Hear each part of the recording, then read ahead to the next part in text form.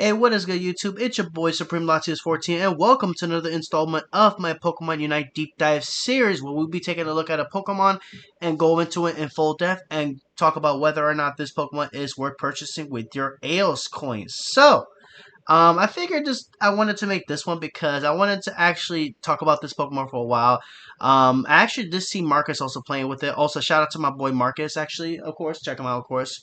But I figured it kind of motivated me to make this edition of the Unite Deep Dive series here. Today's Pokemon is going to be, of course, one of my favorites, one of the Pokemon I personally play myself, and that is, of course, the one and the only Tyranitar. So, as you guys probably already know, I absolutely love this. I love Tyranitar as a Pokemon in general, and in Pokemon Unite, it's pretty crazy, honestly. So, today's episode is going to be on Tyranitar, which honestly is one of my favorite Pokemon of all time. So, if you guys do enjoy this video, please don't forget to drop a like, subscribe if you haven't, and of course hit the bell so you will be notified whenever I post videos or when I do live streams. So, speaking of live streams, I will be live later tonight. I probably will play some Tyranitar, or maybe I might not play Tyranitar, but we'll see. So stay tuned for that. That will be up later tonight. Assuming my Wi-Fi is follows through with it, of course.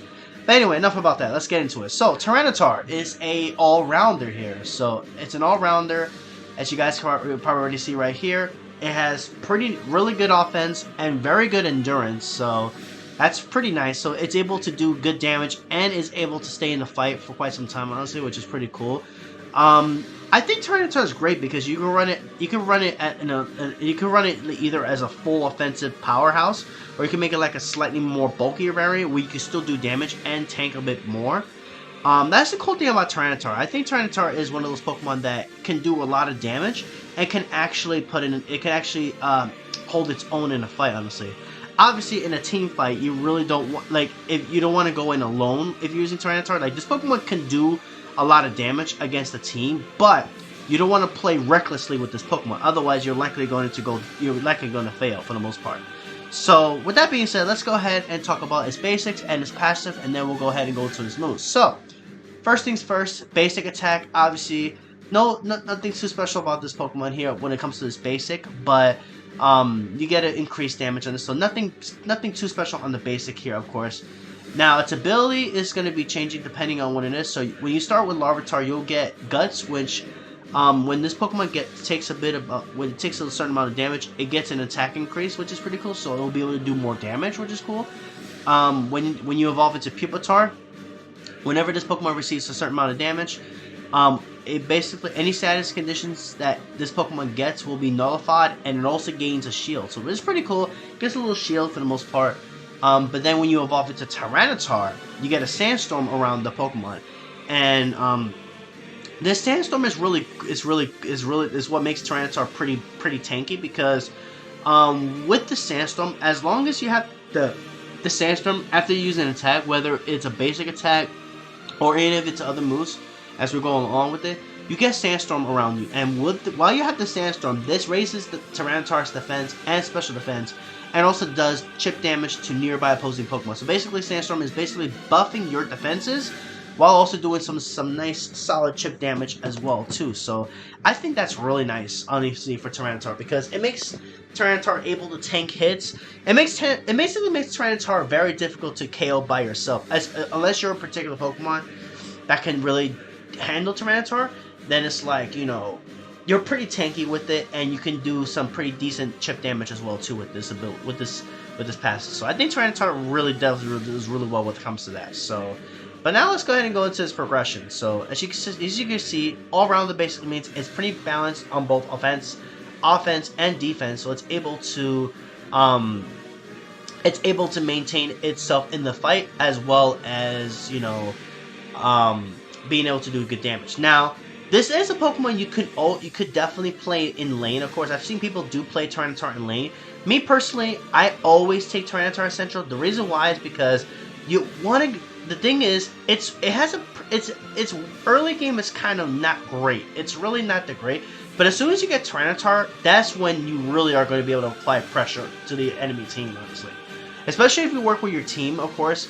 if once you get Tyranitar, you're absolutely going to demolish the enemy team. Well, I wouldn't really say demolish. I mean, obviously you have to know how to utilize it, of course. How you have to utilize Tyranitar's kit, obviously. But when it comes down to it, Tyranitar, once you get Tyranitar, you're gonna be basically being a powerhouse, basically. Pupitar is not, the Pupitar form isn't too bad, but it's definitely mediocre compared to what Tyranitar is capable of, obviously. So let's go ahead and go into the moves now. We're gonna go ahead and take a look at that. So when you start, you get Larvitar. You'll start with either Bite or Rock Polish, which we're just going to talk about. We'll talk about these moves here. So let's go Bite. So this move does damage, and then if the opposing Pokemon's HP is below a set percentage or falls below that percentage as a result of this attack, it becomes unable to move for a short time. So basically, it stops him in track as you're going for this move. But the HP has to hit a certain particular percentage for it to actually, for this to really, you know, take effect, honestly. But it's pretty good. Rock Polish is cool because it does damage and then it dashes. It's basically a dash which does damage, and then if it hits an opposing Pokemon, it raises the user's attack for a short period of time. So that's pretty cool.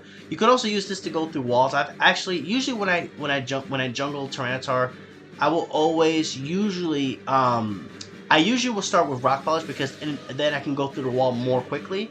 And I use Rock Polish to go through the wall, and then I just attack with my basics and just do that. And then usually it works out nicely for me. You could probably, if you go lane, you probably want to start with Bite if you do go with lane. But for me, since I play it in jungle, I usually start Rock Polish because with Rock Polish you can go through the wall and you can do some decent damage. And then if it hits an opposing Pokemon, it does increase its attack, so that's always really nice to have that increase on the attack as well. So, but of course, keep in mind you have to hit an enemy Pokemon in order to get that attack buff for the short period. So, just a little heads up on that. Anyways, moving on, going into Pupitar here. So you'll have a choice between Dark Pulse and Stone Edge. So let's talk about Stone Edge first. So Stone Edge is an interesting move because this move deals damage to opposing Pokemon in the area of effect, dealing more damage the closer the opposing Pokemon are to you. So basically, the closer they are to you, the more damage this can do. And then when you're able to use this move up to 3 times within a set amount of time, and then with the area effect widening each time it's used. And then when you get the upgrade at level 11, you increase the amount of damage that this move does, basically, which I think is pretty cool. I think Stone Edge is definitely underrated because you can use it to pretty much catch an enemy off guard, especially if you're a bush. You can probably use this to catch them off guard, and I think it's pretty good. But for me personally, I prefer Dark Pulse over Stone Edge because the thing is, not only does Dark Pulse have a 5-second cooldown in order to utilize it, but the cool thing about this is that you can use this you basically fire a little bit of a Dark Pulse in any direction, and you're able to hit an opposing Pokemon, and then it's just like Bites, but Dark Pulse does a lot more damage and it stuns them, and then if this move hits an opposing Pokemon again within a set amount of time, it also does more damage, basically. So you're able to get more damage on this, and this move combos, and as you can see here, it's going to stay right here. This move is used while the user's piercing strength has been increased by Ancient Power, which we're going to talk about Ancient Power later on. The user can ignore opposing Pokemon's defense and shield effects for a longer duration. So, and then when you get the upgrade, it reduces this move's cooldown. So basically, you're able to get Dark Pulses off consistently, and then when you combo this with Ancient Power, which that's definitely the combo you want to 100% rock with. When you combo this with Ancient Power, you're basically ignoring opposing Pokemon's defense and shield effects for a longer duration, which is pretty nuts. Just being able to bypass an opponent's defense and still dish out damage with it, it's absolutely crazy, honestly. It's honestly pretty crazy. Like, Stone Edge definitely has its use, definitely don't get it twisted, but honestly with Dark Pulse, I feel like Dark Pulse is definitely the way you want to go. You could probably get away with a Stone Edge game, but I think Dark Pulse is definitely the way if you're using Tyranitar.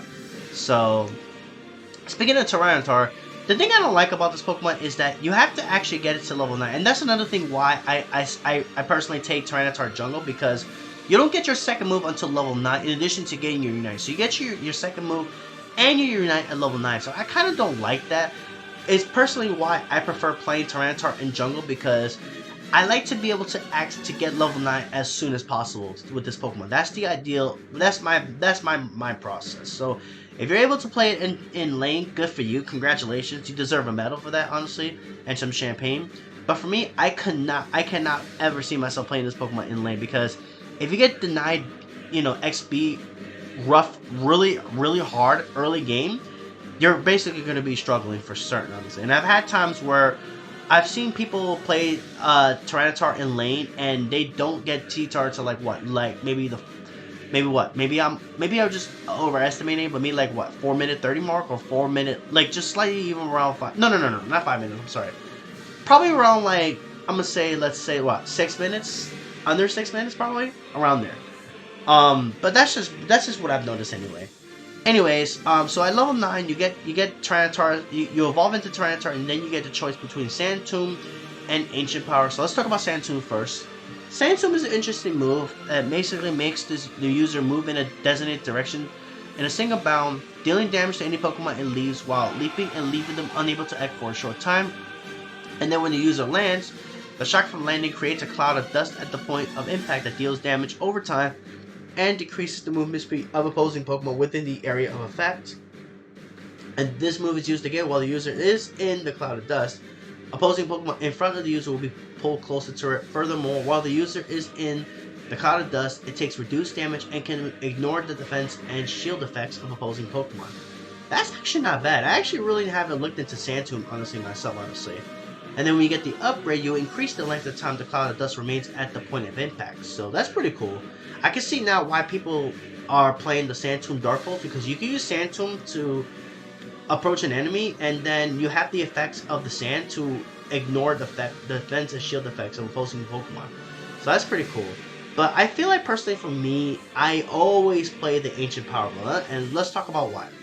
Ancient Power is a move that's pretty cool because this is a move that charges power, that it does damage to nearby opposing Pokemon, leaves them, and then it leaves them unable to act for a short time. So basically, you're able to literally stun them for the most part.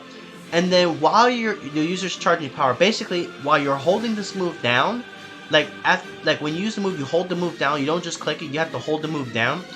You get a while you're charging. So basically, you gain these effects while you're holding the Ancient Power button down. You get a movement speed increase, you gain a shield, and you're resistant to hindrances. So basically, you're able to give yourself a movement speed increase, a shield so you can tank more, and become resistant to hindrances. So stuff like if you're stuff like maybe what, Gengar's Dream Eater, Slowbro's Telekinesis. Although it doesn't work, I don't believe it does not work against Slowbro's Unite. So, but against most hindrances, this stops it. It's really ridiculous.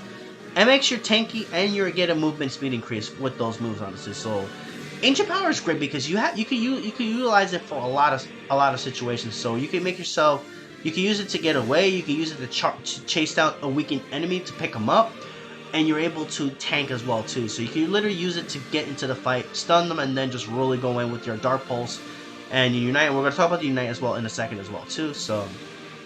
And then, if any of the opposing Pokemon are hit by the Shockwave, the user's piercing strength increases, allowing it to ignore opposing Pokemon's defense and shield effects for a set time. Kind of like the Sand Tomb, only this move has much more effects you can utilize. With movement speed increase, the shield increase, you get yourself a shield and make yourself resistant to hindrances, so you can't really get hit by those hindrances super hard. So it's really nice to have that.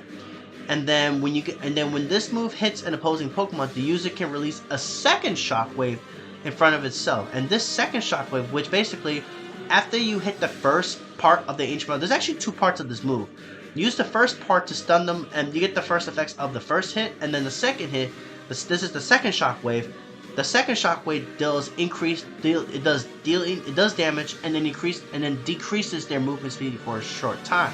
So you're basically slowing them down as well too. And then if you're able to hit the second shock, you gain a second shield. So you're basically gaining a shield off of holding the Ancient Power down. And then if you're able to hit the second shock onto an enemy, you basically give yourself another shield. You're basically stacking on shields. Now before, This is pretty much after nerf, but you still have a pretty good amount of shields there to help you to stay in the fight, honestly. And then the strength of the shield is proportional to the number of opposing Pokemon hit by the second shockwave, reaching maximum shield strength in 3 Pokemon hits. So basically, if you're able to hit 3 Pokemon in a team fight, honestly, like if you're going with your team and you're going up against the enemy and you're able to hit 3 Pokemon with the second part of this Ancient Power move, you're gaining shields, honestly. The strength of it will be at its max when you hit 3. You get your shield that you gain off of the second shock will actually give you a maximum shield strength. So you're able to tank really well after you use it. And then, so basically you have insane effects with Ancient Power. Hence why I use this over Sand Tomb, honestly. Like people keep telling me, Latios, go Sand Tomb, go Sand Tomb. No, I go Ancient Power because of all that it offers, guys. You guys gotta remember. Sand Tomb is good, yes, don't get it twisted, but Ancient Power is definitely where it's at for Tyranitar, in my opinion. And then with the upgrade, you're basically strengthening the effect of the shields granted by this move. So basically, this means you get the shield when you're holding an Ancient Power, and then when you hit the second blast of it and you hit an enemy, you get the shields off of that. Those strengthen as well too when you get the upgrade, which is pretty nuts, honestly. So this is why I think Ancient Power, honestly, is just overall better than Sand Tomb. Now, people will probably sit there and say Sand Tomb definitely is the way, but for me, Ancient Power all day, every day. Question me. Anyways, let's go to the Unite move. So Tyranitar's Unite move is, of course, the Torrential Rampage. This is pretty much Tyranitar's, icing on the cake when it comes to it causing destruction. So let's read how it works.